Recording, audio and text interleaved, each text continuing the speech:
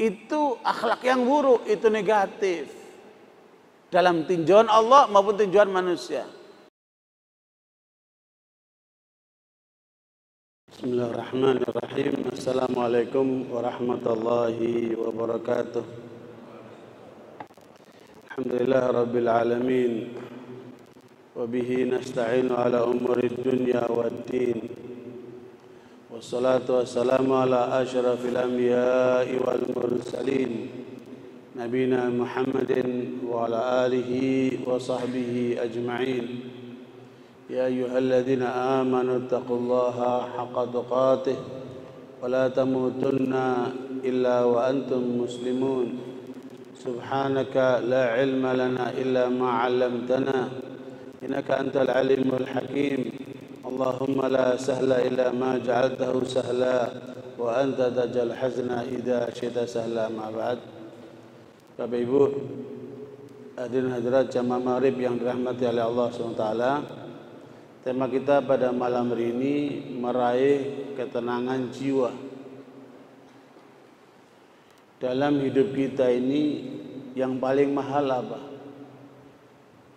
Ketenangan jiwa itu.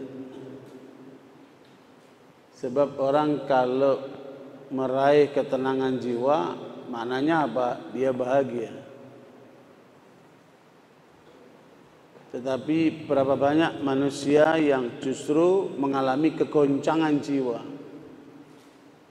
yang berakibat kepada stres, depresi, dan mengalami kehidupan yang goncang sampai pada tingkatan yang paling berat adalah bunuh diri. Itu adalah bentuk daripada kegoncangan jiwa. Dalam penelitian para ahli psikologi, ahli kejiwaan, penyakit yang terbesar yang menimpa manusia hari ini apa? Anxiety. Anxiety itu kecemasan, kegalauan, kekhawatiran, ya. Dan itu kalau kemudian tidak ditangani dengan baik, maka akan berakibat kepada psikosomatik, ya, gangguan fisik. Jadi tadinya itu gangguan psikis akan berubah menjadi gangguan fisik. Ya, paling banyak kemudian timbulnya adalah sakit lambung, ya, pusing, kemudian keluar keringat dingin, dan macam-macam penyakit yang lainnya. Makanya para ahli kesehatan itu menyebutkan 70% penyakit manusia itu sebabnya adalah apa? Psikis.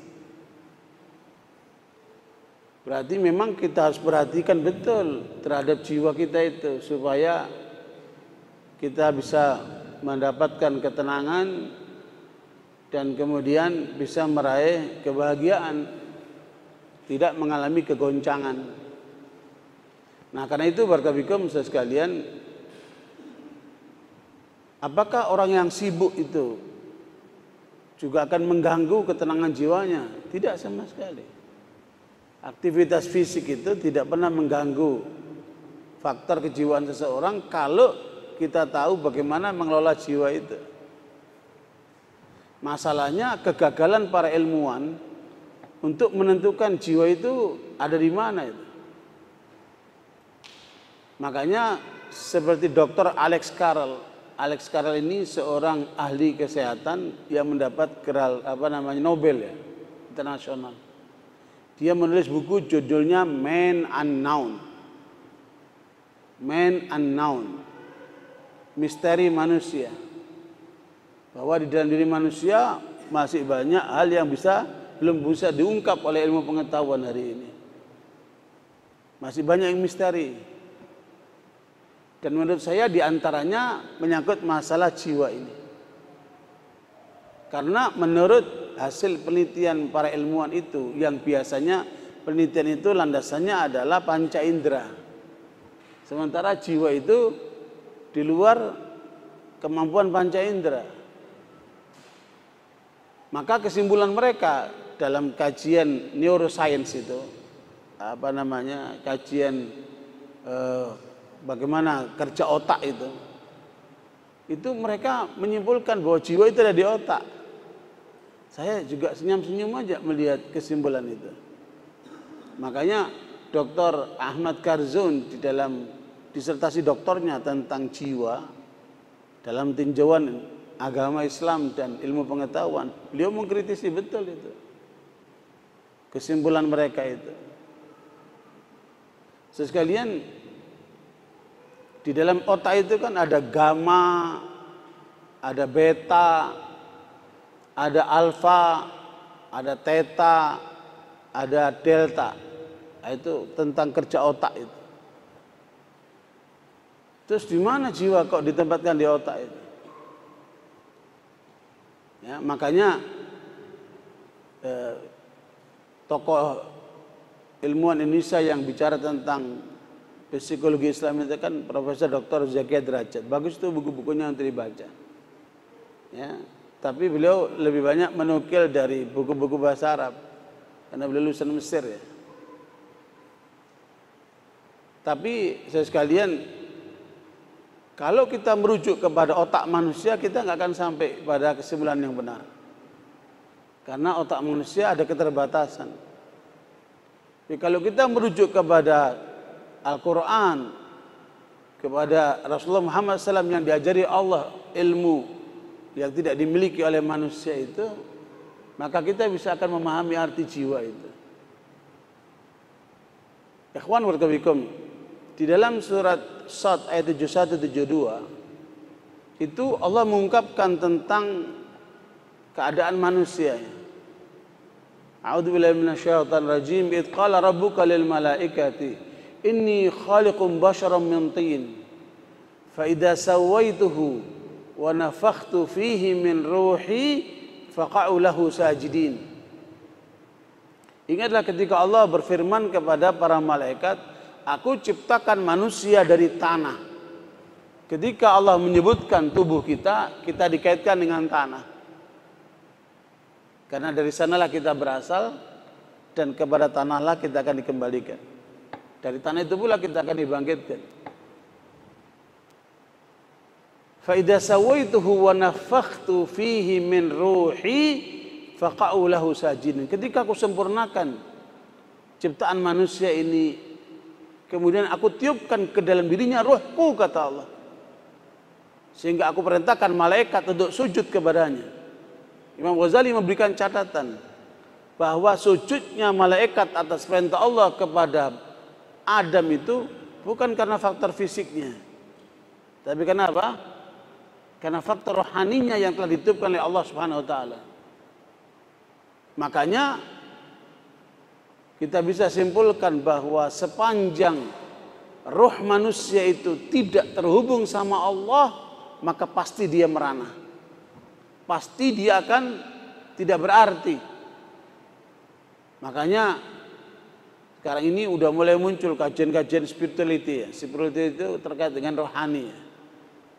Ya, bagaimana pengaruh rohani dalam kehidupan umat manusia.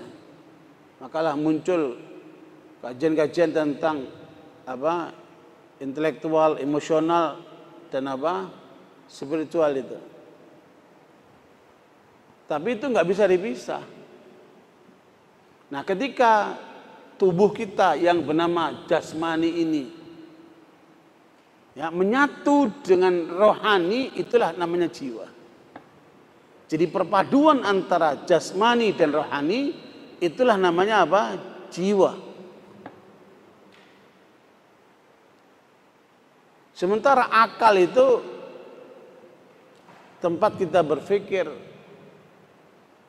tempat kita meletakkan ilmu pengetahuan. Makanya antara kecerdasan dan kejujuran dua hal yang berbeda. Kalau seandainya kejujuran itu ada di otak sama dengan kecerdasan, maka dia akan sejalan dia. Ternyata tidak kan?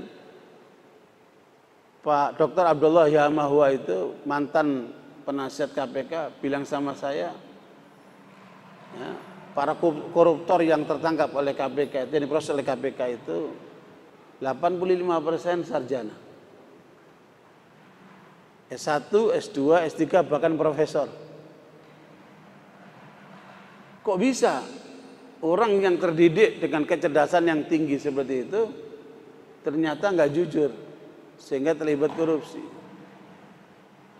Makanya antara otak dan perilaku atau yang muncul dari jiwa itu dua hal yang berbeda.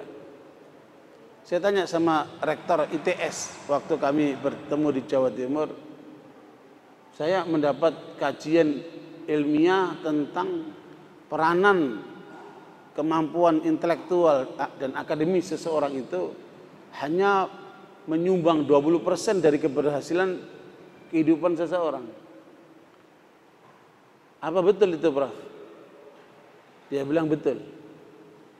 Jadi kemampuan otak manusia di tingkat akademisnya itu akan menyumbang hanya cuma 20% dari keberhasilan kehidupan seseorang. Ya, makanya sekalian pola pendidikan kita itu kan kognitif, afektif, psikomotorik ya. Kalau bahasa umumnya itu yang ditulis di sekolahan itu ya, cerdas, terampil, bertakwa. Ya, cerdas, terampil, bertakwa. Bertakwanya di belakang. Padahal undang-undang kita menetapkan bahwa pendidikan itu yang pertama adalah iman dan takwa itu. Jadi ada yang salah antara aturan undang-undang dengan realitas yang ada di lapangan. Makanya ini harus kita koreksi betul. Beda ketika Rasulullah SAW diperintahkan oleh Allah untuk merubah manusia. Ya, lihat bagaimana Allah mengajarkan Rasulullah SAW untuk merubah manusia. Di dalam surat Al-Jumu'ah yang kedua, disitulah rahasia pola pendidikan yang benar. Kalau ingin merubah manusia, waladhi ba'atha fil ummiyina rasulan minhum yatlu alaihim ayatih wa yuzakkihim wa yu'allimuhumul kitaba wal hikmah wa in kanu min qablu la fi dhalalin mubin. Dialah Allah yang telah mengutus rasulnya kepada masyarakat yang buta huruf, yang kepada mereka Rasul itu diperintahkan untuk membacakan ayat-ayat Allah. Yang disasar adalah kalbu. Ayat-ayat Allah ini Pak, yang disasar adalah kalbu, bukan otak. Kalbu dulu. Ya. Kemudian wa yuzakihim, baru jiwa. Mensucikan jiwa. Wa yu'allimuhumul kitab wal hikmah, baru memintarkan otak dan Al-Quran dan Sunnah itu.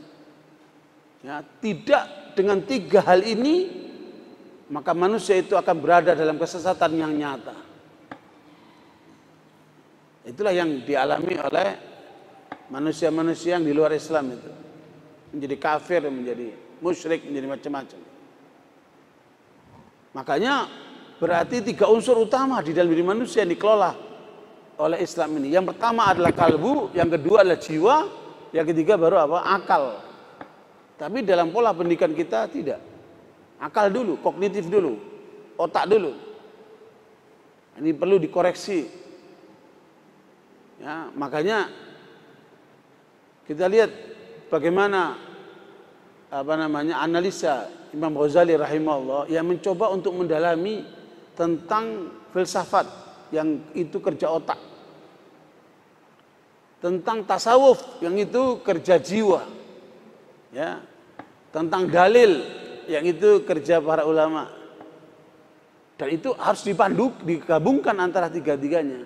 Dalil yang berasal dari Allah, ya, yang kemudian kita masukkan ke dalam jiwa kita untuk kita rasakan, dan kemudian kita nalar dengan otak kita sehingga menjadi perpaduan. Itulah yang kemudian kritik Imam Ghazali kepada para filosof dalam kitab Tahafutul Falasifah.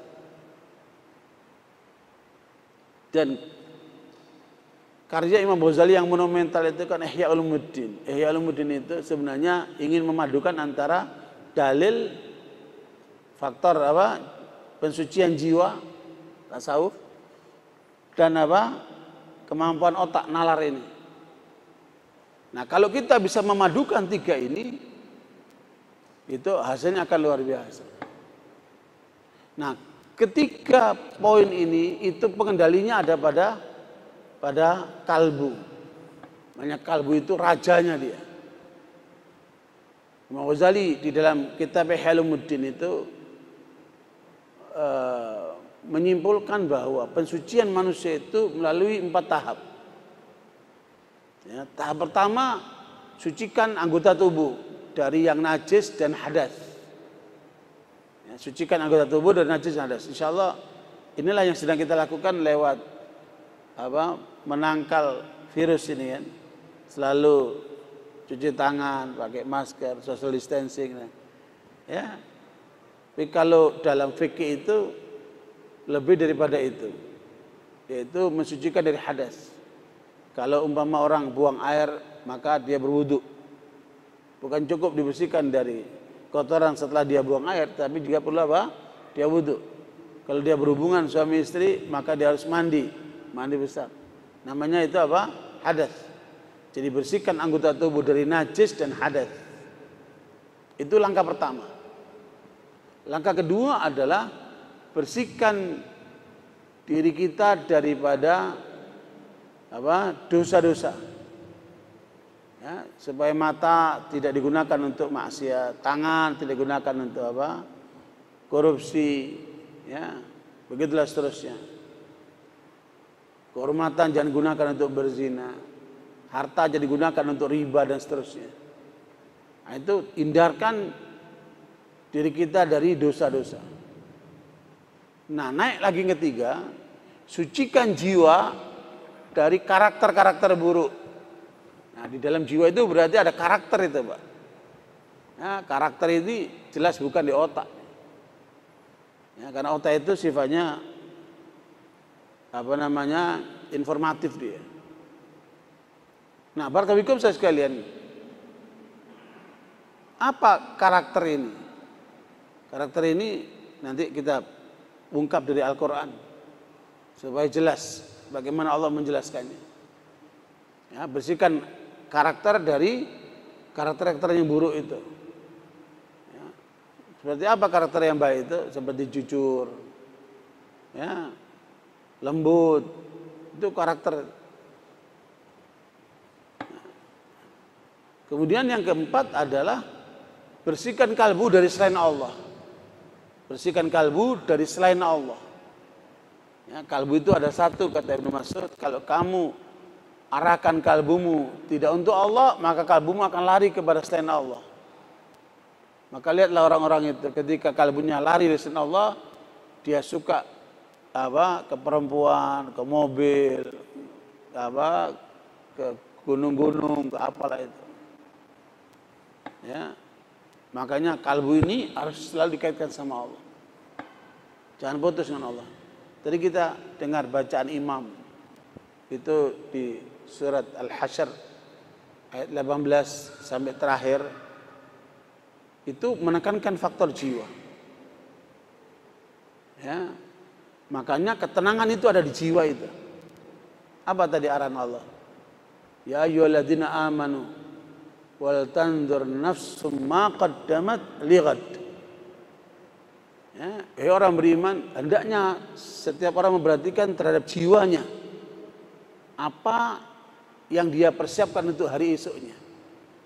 Tidak dikatakan akal, tidak dikatakan jasmani, tidak dikatakan rohani, tapi Allah menyebutkan apa? Jiwa. Berarti jiwa ini punya peranan besar di dalam pengendalian manusia. Maka Allah mengatakan, wahai orang beriman, perhatikan jiwamu. Persiapkan jiwamu itu untuk hari esok. Ya ayyuhalladzina amanu taqullah. Makanya dimulai dengan takwa. Takwa itu ada dalam jiwa itu. Ya, sehingga jiwa ini harus kita kendalikan supaya dia berkarakter baik dia. Jangan sampai terjerumus ke dalam karakter yang buruk. Nah, itu kerja takwa itu. Takwa itu artinya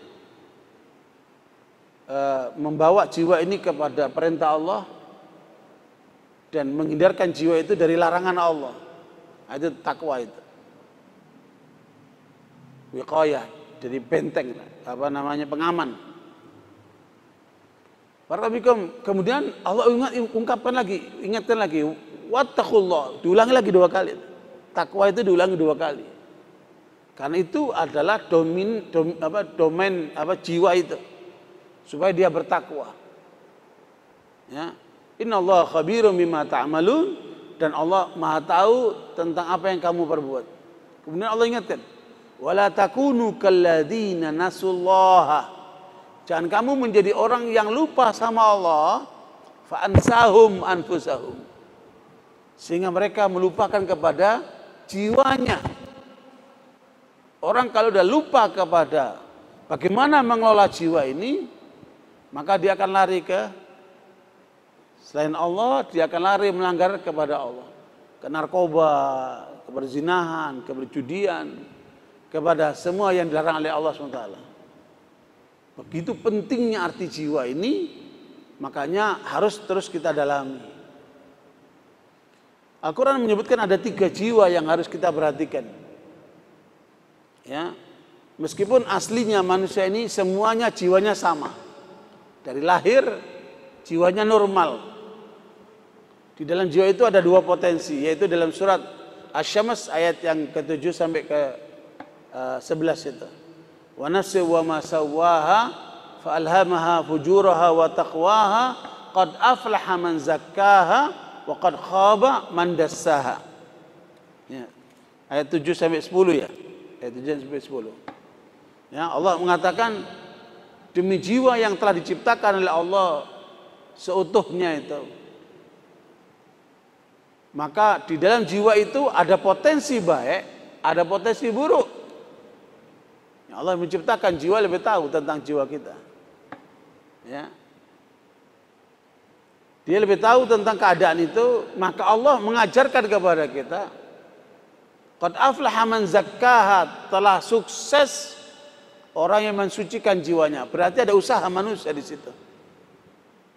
Dari lahir kita sudah diberikan jiwa normal, semua dikasih normal. Maka perkembangan jiwa tergantung daripada pendidikan orang tua. Ya.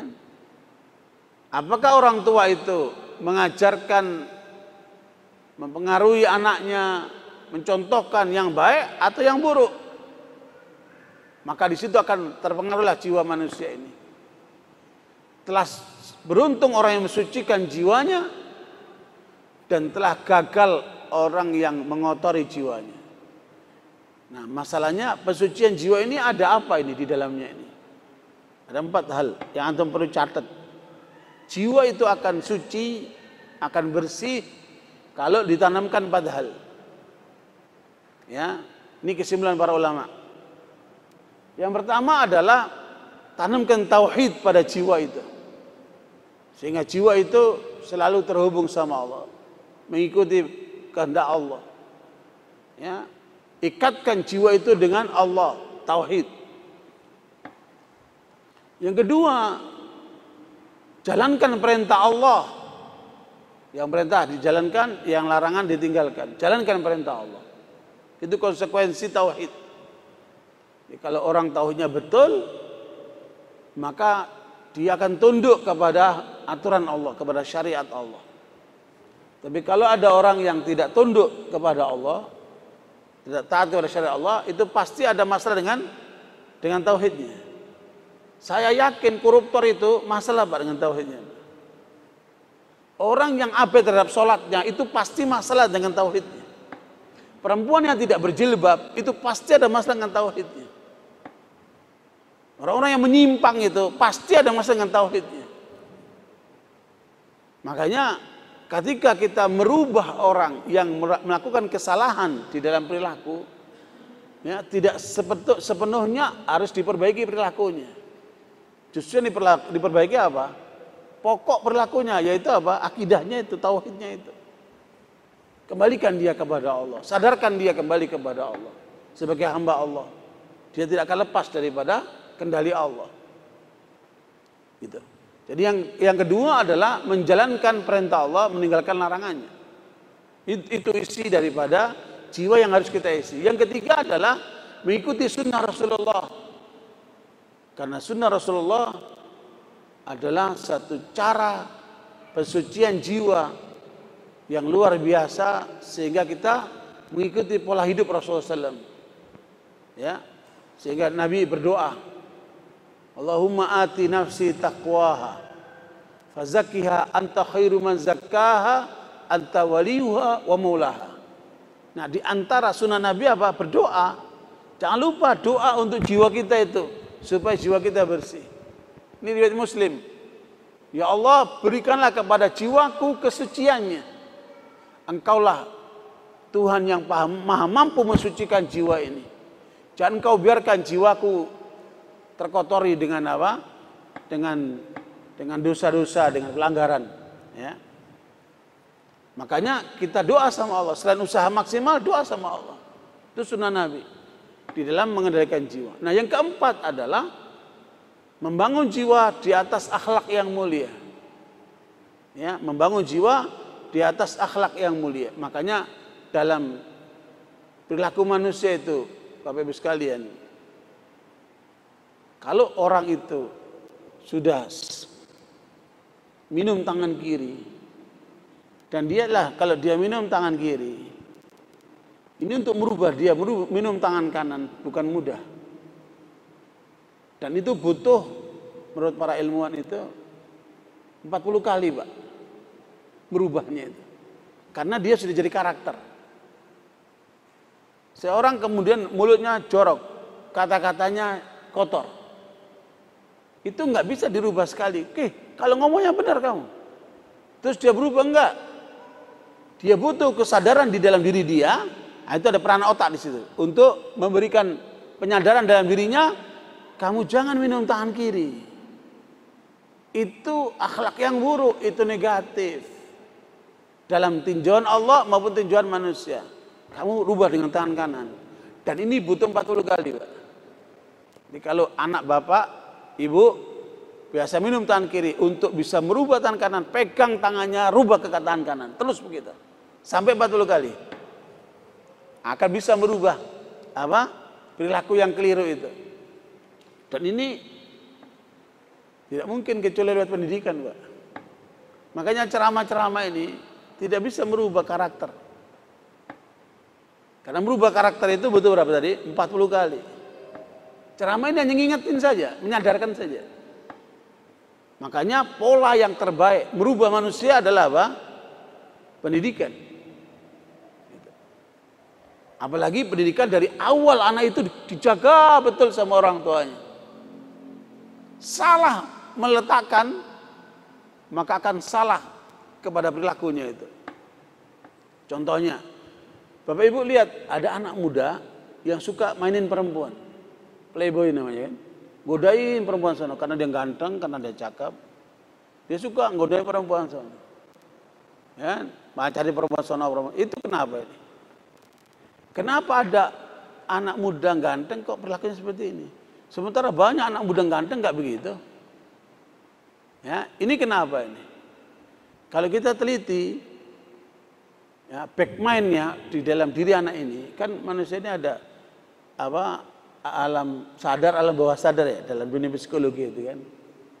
Kalau kita lihat back mind-nya dia, kita ketemukan anak ini dulu waktu kecilnya suka diajak mandi sama ibunya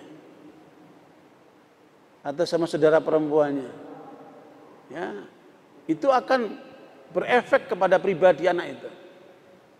Sehingga dia suka mencari perempuan di luar sana. Makanya ibu-ibu harus hati-hati itu, perhatikan itu. Ya, di dalam surat An-Nur itu kan tidak boleh anak masuk ke kamar orang tuanya dalam 3 waktu, setelah duhur, setelah isya, dan sebelum subuh. Anak tidak boleh masuk kamar orang tuanya, karena belum tentu orang tua itu pantas untuk dilihat. Makanya dia harus ngetok dulu, minta izin dulu. Tidak boleh selonong boy begitu.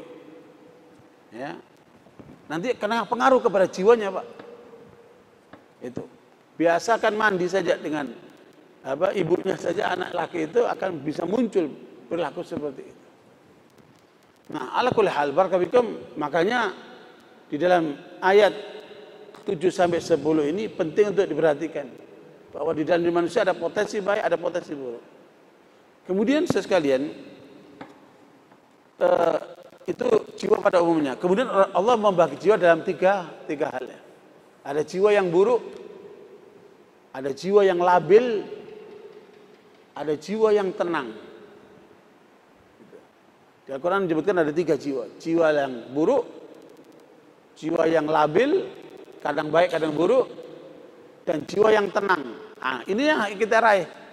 Ya, kalau ingin meraih ketenangan, kita harus raih jiwa yang ketiga ini. Ya. Bagaimana polanya itu? Di dalam surat Yusuf ayat 53, Allah memberikan contoh yang luar biasa terhadap peristiwa Nabi Yusuf dan perempuan yang disebut dengan Zulaikha itu. Bayangkan sekalian, begitu gemerangsangnya perempuan ini sama Yusuf, padahal perempuan ini udah punya suami. Dia istrinya raja dia. Maknanya apa? Pasti cantik. Ya kan? Terhormat. Dan pasti kaya raya kan? Dan mau. Nah, ini masalahnya mau. Kemudian Yusuf dimasukkan ke dalam kamar, dia kunci kamarnya, dia buka dirinya, hai talak. Dia buka dirinya. Lakukan apa yang kamu ingin lakukan. Kamu antum laki-laki ini. Kalau menghadapi keadaan begitu, kira-kira gimana? Apa Abduh? Hah? Lari. Kamarnya dikunci, lari kemana? Lari dekem. Ini perempuannya mau loh nih. Udah cantik, kaya, terurut, mau lagi kan? Dia buka dirinya. Kalau saya wallahu alam. Nah, itu digambarkan tentang Nabi Yusuf itu. Walaqad hammat bihi wa hamma biha. Perempuan itu gemerangsang sama Yusuf. Yusuf pun punya keinginan. Sebagai manusia normal kan. Lawan jenis ini Pak. Min sama plus. Listrik bisa nyala itu kan. Tetapi laula an ra'a burhana rabbi, karena dia ingat sama Allah, maka dia berpaling dia. Nah, berpalingnya kenapa? Karena ingat sama Allah. Kalau dia tidak ingat sama Allah, seperti kebanyakan kita, udah kapan lagi? Pikirannya pendek kan? Nah, karena itu Nabi Yusuf mengatakan innan nafsa la ammaratun bisu. Nah, ini ada di dalam diri manusia itu jiwa yang cenderung kepada yang negatif, cenderung kepada yang enggak benar. Ya. Di sini penting apa? Pengendalian. Ada analisa Ibnu Qayyim cakep sekali bahwa dalam jiwa yang buruk ini ada 4 potensi. Dalam jiwa yang buruk ini ada 4 potensi. Ibnu Qayyim termasuk ulama yang sangat dalam di dalam memahami tentang jiwa ini. Ya.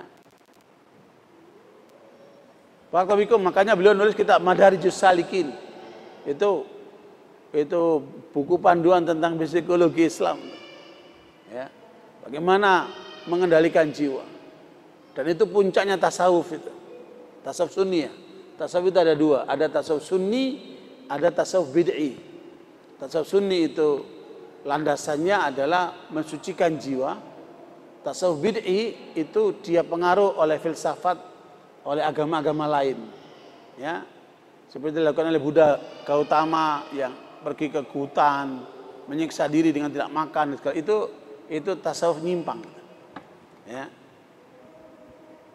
Ikhwan barakallahu, kata Ibnu Qayyim, ada 4 potensi di dalam jiwa yang buruk ini. Yang pertama, potensi seorang kepingin seperti malaikat. Menganggap paling suci, menganggap paling hebat, menganggap seperti malaikat dia. Ada nggak di tengah manusia kayak gitu? Nah, menganggap paling benar, menganggap paling suci. Seorang salah semua, dia sendiri paling benar. Orang dianggap berdosa semua kecuali dia yang suci. Maka Allah bilang fala tuzakku anfusakum wa a'lamu biman ittaqa. Jangan kamu pernah mensucikan atau menganggap suci dirimu. Allah lebih tahu siapa yang bertakwa itu. Nah, inilah yang menjadikan manusia terjerumus Karena merasa paling benar, merasa paling suci. Hati-hati terhadap jebakan ini. Ini justru paling tinggi, Pak. Yang di bawahnya ada perasaan atau anggapan atau jiwa yang cenderung seperti setan, Pak. Setan itu apa? Dia nggak mau rusak sendirian. Dia nggak mau bejat sendirian. Dia nggak masuk neraka sendirian. Dia akan pengaruhi orang untuk menyesatkan orang sebanyak-banyaknya. Ya. Inna syaitan lakum adu fattakhidhu aduwa innama yad'u hizbahu liyakunu min ashabis sa'ir. Tugas setan itu menyesatkan banyak manusia supaya rame-rame masuk neraka. Nah, ada di dalam jiwa manusia itu kecenderungan seperti setan dia. Dia nggak mau rusak sendirian. Ada nggak di antara manusia kayak gini, Pak? Ditemukan banyak. Nah, hati-hati, jangan sampai kita punya jiwa yang seperti ini. Ya. Yang ketiga, kecenderungan jiwa seperti binatang buas, maunya menang sendiri, maunya menerkam. Nah, itu ada pada premanisme itu kan. Premanisme itu punya kayak jiwa binatang buas. Maunya menang sendiri, maunya jagoan, mau apa itu. Sehingga dia menindas orang lain. Nah, ada di tengah manusia, terutama yang punya kekuasaan, yang punya badannya hebat, kuat, jago silat dan seterusnya. Nah, hati-hati terhadap jebakan itu. Nah, yang keempat, jiwa yang cenderung seperti binatang pada umumnya. Otaknya itu cuma makan, minum, nikah, makan, minum, zina, makan, minum, perempuan, makan, minum. Subhanallah. Ya. Ada nggak kayak gitu, Pak? Justru kata Ibnu Qayyim, kebanyakan manusia terjerumus yang keempat. Otaknya seperti binatang pada umumnya. Yang pikirannya cari makan, cari minum, tempat tinggal, awewe. Terus begitu. Nah, itu kehidupannya. Bukan dengan cara yang benar. Halal haram gak urusan. Lihat ya binatang itu. Halal haram gak urusan dia. Begitu pula zina sana hubungan sana hubungan sini kan. Nah, begitulah jiwa yang buruk ini. Nah, deteksi 4 ini penting, Pak, untuk kita jangan sampai kita masuk ke situ. Ya. Nah, kalau kita bisa menutup 4 pintu ini, maknanya kita memposisikan diri sebagai manusia, sebagai hamba Allah. Mungkin wallahu alam di antara kita ada pernah masuk ke wilayah itu. Ya kan? Kita bukan malaikat kan? Mungkin di antara kita ada masuk ke situ.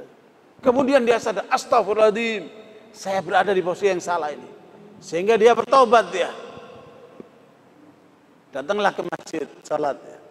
Datanglah ke masjid pengajian dia. Ya kan? Mulailah berubah penampilannya. Apa hijrah katanya kan? Dia hijrah. Datang pengajian, tapi di pengajian tidur dia. Tadi pengajian tahu tuh ustaznya ngomong panjang. Lo ngetidur dia, nggak nangkep.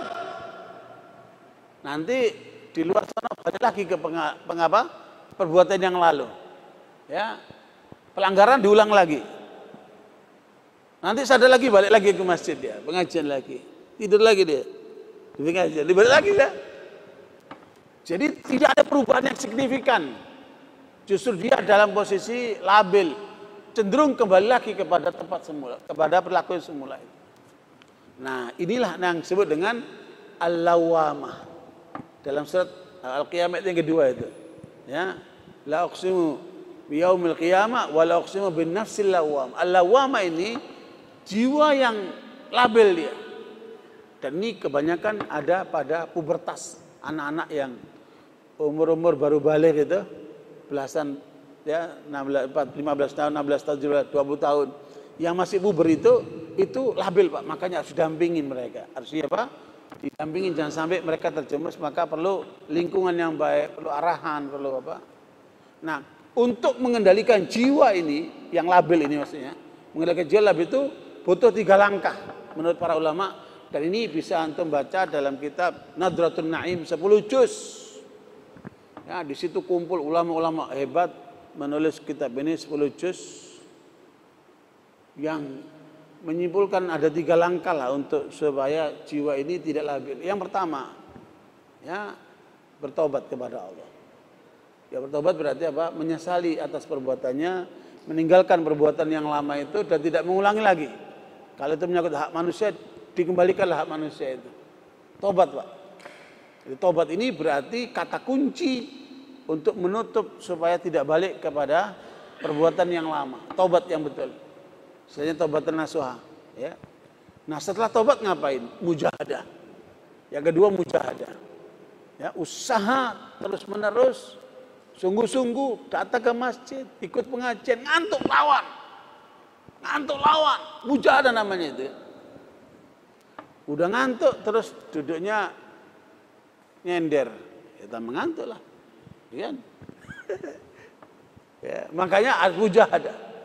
Sholat, dia merasa nggak khusyuk, masih pikirannya kacau, terus lawan. Hadirkan kehusyuan.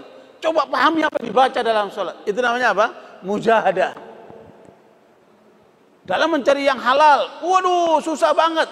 Yang haram aja susah, lebih pilih halal kan. Dia akan bekerja karena mencari yang halal, tidak mau bersentuhan yang haram atau yang syubhat. Butuh apa itu? Butuh mujahadah. Cari terus mujahadah. Wa man jahada fina lanahdiyannahum subulana. Selama orang itu bersusah payah, berusaha mujahadah, pasti Allah berikan jalan keluarnya. Nah, itu. Yang ketiga itu. Yang kedua apa? Mujahadah. Dalam menghadapi an-nafsul law. Yang ketiga, al-muraqabah. Merasa diperhatikan Allah, merasa disaksikan Allah. Merasa dipasang CCTV. Orang kalau kena CCTV, Pak, akan hati-hati. Kalau tahu ada CCTV. Nah, ini CCTV-nya langsung dari Allah ini. Dia akan merasa apa? Lebih hati-hati. Adzan. Silakan adzan dulu, nanti selanjutkan dikit terus kita salat jamaah insyaallah. Ya, silakan adzan dulu. Lagi jiwa yang ketiga. Jadi saya ulangi, jiwa pertama namanya an-nafsul ammarah bisu, jiwa yang cenderung kepada yang buruk. Yang kedua an-nafsul lawwamah, jiwa yang labil. Nah, yang ketiga ini adalah an-nafsul mutmainnah, jiwa yang tenang. Dan inilah yang menjadikan kenapa manusia itu jiwanya tenang. Ada apa di situ? Itu Allah sebutkan di dalam surat Al-Fajr ayat 27 sampai 30. Ya ayyatuhan nafsul mutmainnah irji'i ila rabbiki radiyatan mardiyah fadkhuli fi ibadi wadkhuli jannati. Bahkan jiwa yang tenang ini oleh Allah akan dihantarkan sampai husnul khatimah, sampai masuk surga. Itu ayatnya. Surat Al-Fajr ayat 27 sampai 30. Nah, bagaimana kita mengolah jiwa yang apa? Yang tenang ini. Ya, mutmainnah ini. 3 langkahnya. Itulah yang oleh Rasulullah SAW disebut dalam riwayat Imam Bukhari, al-imanu bid'un wa sittuna syu'bah. Wa fi riwayatin bid'un wa sab'una syu'bah, a'laha la ilaha illallah wa adnaha imatatul adza. Iman itu ada 60 lebih cabang atau 70 lebih cabang. Paling tinggi adalah la ilaha illallah, yang paling rendah menyingkirkan duri gangguan dari jalanan manusia itu. Nah, di tengah itu ada apa itu? Ada 3 hal. Ya, jadi jiwa yang tenang ini itu ada di pengendalian kalbu sekalian. Nah, kalbu ini ada 3 hal yang harus diperhatikan. Ya, kalbu sebagai pengendali utama adalah niat ya. Maka jangan berniat kecuali yang baik. Ya, makanya kalau Anda ingin berbuat sesuatu, tanyakan dulu sama diri Anda. Untuk apa saya lakukan ini? Mau apa saja? Innamal a'malu binniyat. Karena penentu manusia itu dari niatnya. Orang buruk diawali dari niat, orang baik diawali dari niat. Makanya ahli kriminologi mengatakan bahwa kejahatan itu 2 hanya sebabnya. Adanya kemauan dan adanya kesempatan. Kalau ada kemauan, nggak ada kesempatan, nggak terjadi. Kalau ada kesempatan, nggak ada kemauan, juga tidak terjadi. Di koruptor itu kapan dia korupsi? Karena ada kemauan. Dan kemudian ada kesempatan dia korupsi. Nah, 2 inilah yang menjadikan kenapa orang berbuat jahat itu. Ada kemauan, ada kesempatan. Tutup kemauanmu yang buruk itu dan tutup kesempatan yang buruk itu. Berarti butuh apa ini? Butuh lingkungan juga. Ya. Karena itu barakallahu ya, kendalikan kalbu ini, jangan sampai ada niat yang buruk. Ya, senantiasa niat yang baik. Inna sholati wa nusuki wa mahyaya wa mamati lillahi rabbil alamin. Surat An-An'am ayat 162. Salatku, ibadah kurbanku, mati dan hidupku untuk Allah. Nah, itu. Jangan melangkah kecuali karena Allah. Nah, itu kalbu yang terkendali itu. Nah, inilah yang menjadikan orang itu tenang. Ketika kalbu itu berkeinginan yang negatif, yang buruk, disitulah mulai kegelisahan, disitulah mulai ketidaktenangan itu. Karena sebenarnya kesimpulannya kekacauan hidup manusia sebabnya adalah dosa. Dan dosa itu racun kehidupan sekalian. Makanya itu diawali dari mana? Keinginan manusia. Makanya menurut saya cuma cukup satu kata kunci hidup ini. Cocokkan keinginanmu dengan keinginan Allah. Selesai. Wa ma tasyauna illa yasha. Coba cocokkan keinginan kita dengan keinginan Allah. Keinginan Allah itu ya syariat ini. Perintahnya jalankan, larangannya tinggalkan. Gitu. Yang kedua adalah pengendalian lisan.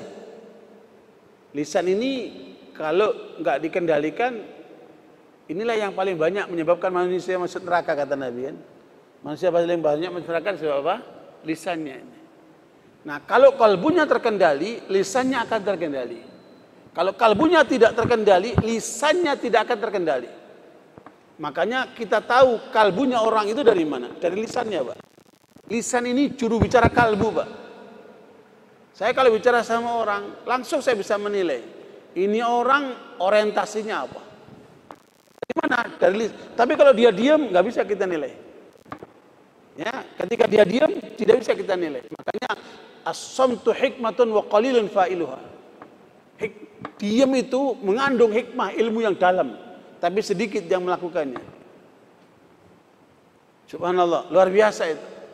Terus apa hubungannya Zakaria itu supaya punya anak agar tidak bicara selama 3 hari? Apa hubungannya itu kan? Nah, ini perlu penelitian. Ternyata ngomong ini gangguannya banyak, Pak. Nah, makanya kita diajarkan oleh Rasulullah, "Man kana yu'minu billahi wal yaumil akhir falyaqul khairan aw liyasmut." Kalau kita yakin dengan Allah dan akhirat, maka ngomong yang benar atau diam. Subhanallah. Nah, ini kendalikan lisan ini, hidupmu akan tenang. Lihat tuh orang-orang yang mudah masuk penjara. Ya kan? Kenapa? Lisannya tidak terkontrol, sehingga mengucapkan kata-kata ada delik hukumnya, diadukan orang atau kemudian dijebak oleh aturan-aturan hukum, akhirnya dia masuk penjara. Dari mana? Dari lisannya. Nah, coba kendalikan lisannya. Yang ketiga, perilaku. Kendalikan perilaku.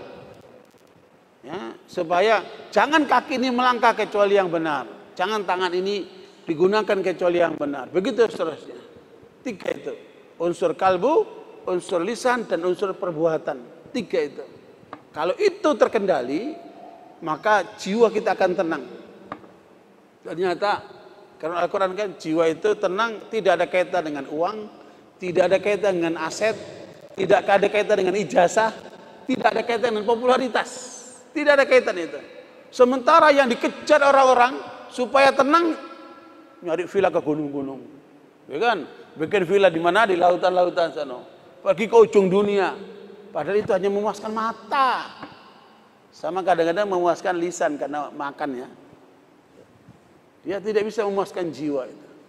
Jiwa itu ada di 3 itu. Nah, mudah-mudahan kita tahu letak ketenangan jiwa itu ada di situ. Ayo kita raih itu. Supaya kita semua bisa merasakan arti ketenangan jiwa itu. Dan itu mahal. Mahal. Saya sudah pernah tinggal di Australia, melihat bagaimana derita mereka itu karena jiwanya kosong, empty soul. Kalau di sisi ekonomi boleh dikatakan nggak ada orang miskin, karena semua ditanggung negara. Kalau ada pengangguran itu digaji oleh negara, social security.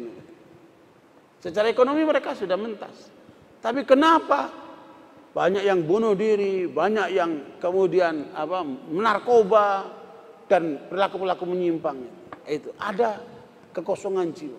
Begitulah di Amerika, di Eropa. Termasuk kenapa perilaku Macron sampai kemudian menghina Islam, mendukung penghinaan kepada Nabi Muhammad SAW.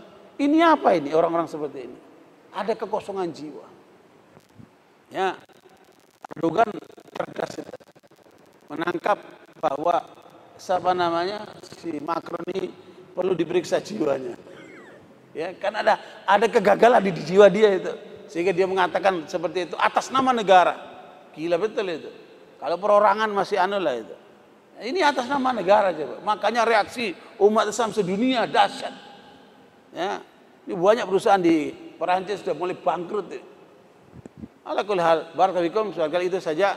Mari kita raih itu ketenangan jiwa supaya kita bisa menikmati arti hidup ini.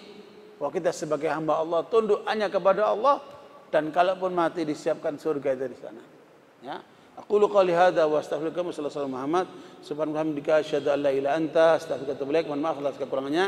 Wassalamualaikum warahmatullahi wabarakatuh.